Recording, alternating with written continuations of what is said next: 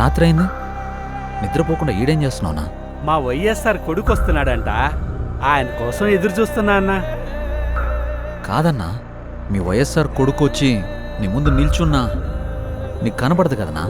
అన్నా, నాకు ఆయన కనపడకపోయినా నేను ఆయనకి కనపడతా కదన్నా.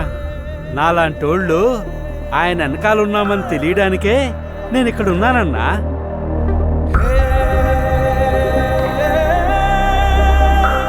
తండ్రి పోయాడనుకుంటే కొడుకొచ్చాడు.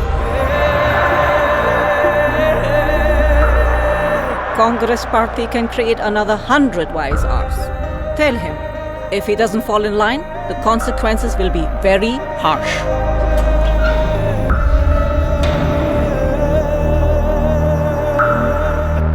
ఉన్నదంతా పోయినా పర్వాలేదు అని తెగించిన జగన్ లాంటోడితో యుద్ధం చేయడం మనకే నష్టం మేడం.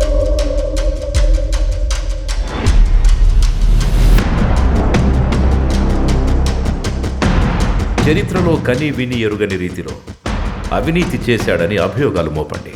1,00,000 కోట్లని 1,00,000 సార్లు చెప్పించండి.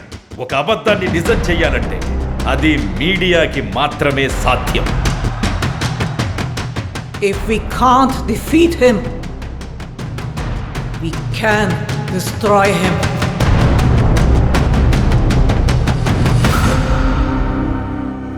చరిత్ర నన్ను గుర్తుపెట్టుకుంటుందో లేదో నాకు అనవసరం అన్నా, కానీ ఒకవేళ గుర్తుపెట్టుకుంటే తండ్రి కోసం ఇచ్చిన మాట తప్పని కొడుకుగా మీరన్నా ఆ చరిత్ర గుర్తుపెట్టుకుంటే చాలన్నా.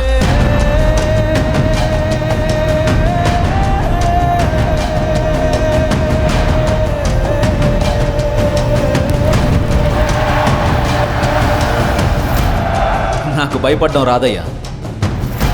నేనేంటో, నా రాజకీయం ఏంటో మీకింకా అర్థం కాకపోవచ్చు, కానీ ఒక్కటి గుర్తుపెట్టుకోండి, నేను వైఎస్ రాజశేఖర్ రెడ్డి కొడుకుని.